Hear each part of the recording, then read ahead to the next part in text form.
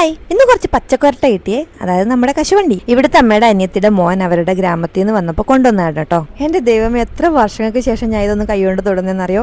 Excitement കൂടി ഞാൻ തന്നെ കട്ട് ചെയ്യാന്ന് വിചാരിച്ചു. ഇത് കട്ട് ചെയ്യുന്നത് ഒരു ടാസ്ക് തന്നെയാണ് കേട്ടോ. ഇതിന്റെ കറയങ്ങനെ എവിടെയെങ്കിലും പറ്റിക്കഴിഞ്ഞുണ്ടല്ലോ, ചെറുതായിട്ട് പൊള്ളുകയും ചെയ്യും. മൈലാഞ്ചി ഇട്ടാണൊക്കെ പോകാനാണെങ്കിൽ ഭയങ്കര ടൈം എടുക്കും. കറക്കറാന്ന് ഇരുന്നിട്ട് കാണാൻ നല്ല വൃത്തികേടായിരിക്കും. അതുകൊണ്ട് സേഫ് ആയിട്ട് ഒരു ഗ്ലൗസ് കിട്ടിയതിന് ശേഷമാണ് ഞാൻ ഇതൊന്ന് കട്ട് ചെയ്തെടുത്തത്. എന്തായാലും നന്നായിട്ട് പണിപ്പെട്ടിട്ടാട്ടോ ഇത്രയും മുറിച്ചെടുത്തത്. ബാക്കി പണി പിന്നെ ഞാൻ ഇവർക്ക് കൊടുത്തു. ഇതെന്റെ അജ്ജാണ് കേട്ടോ, എന്റെ അമ്മയുടെ അനിയത്തിയാണ്. അമ്മ ഇത് ഇതുവരെയും കറി വെച്ച് കഴിച്ചിട്ടില്ല എന്നാ പറഞ്ഞേ.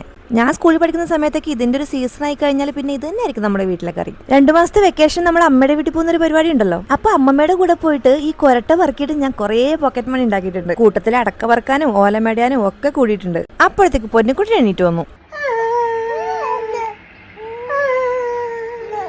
ഇനി ഇതിനെ കുറച്ചു നേരം തിളയ്ക്കുന്ന വെള്ളത്തിലിട്ട് വയ്ക്കണം. പരട്ട മുറിച്ചപ്പോൾ അതിന്റെ ചന എന്റെ മുഖത്തൊക്കെ തെറിച്ചു കേട്ടോ. അജ്ജി പറഞ്ഞ് വെളിച്ചെണ്ണ തേച്ച് കഴിഞ്ഞാൽ അതൊക്കെ പോകുന്നു. അതുകൊണ്ട് അപ്പൊ തന്നെ വെളിച്ചെണ്ണ എടുത്തിട്ട് ഞാൻ മൊത്തമായിട്ട് അങ്ങ് തേച്ചു. ഇനി നമുക്ക് കൊരട്ടക്കറി ഉണ്ടാക്കാം. ചൂടായ എണ്ണയിലോട്ട് വെളുത്തുള്ളി, ഇഞ്ചി പേസ്റ്റ്, കട്ട് ചെയ്ത ഓനിയൻ, പിന്നെ നമ്മുടെ മസാല. ഞാൻ ഇതിന്റെ റെസിപ്പി ഇട്ടിട്ടുണ്ടായിരുന്നു. അതേ മസാല ഫ്രിഡ്ജിൽ നിന്ന് ഇപ്പൊ എടുത്തുള്ളൂ കേട്ടോ. പിന്നെ അതിലോട്ട് കുറച്ച് മഞ്ഞപ്പൊടി, ഗരം മസാല, പിന്നെ കുറച്ച് മുളക് പൊടി, പിന്നെ ആവശ്യത്തിനുള്ള തക്കാളിയും കൂടെ കട്ട് ചെയ്തിട്ട് അതിലോട്ട് ഇട്ട് കൊടുക്കുക.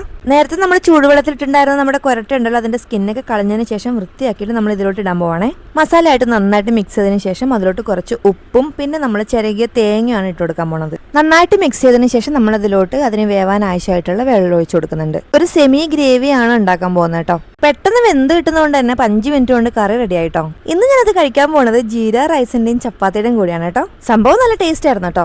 എന്നാലും പണ്ട് അമ്മയ്ക്ക് വെച്ചിരുന്ന കൊരട്ടക്കറിയുടെ ആ ഒരു ടേസ്റ്റിന്റെ 7 അയലത്ത് പോലും വന്നിട്ടില്ല. എന്തായാലും കുറച്ച് കൊരട്ട ഞാൻ എടുത്തു വെച്ചിട്ടുണ്ട്.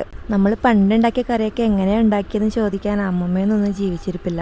അമ്മയോട് ചോദിച്ചു നോക്കാം, ഉണ്ടാക്കി നോക്കണം.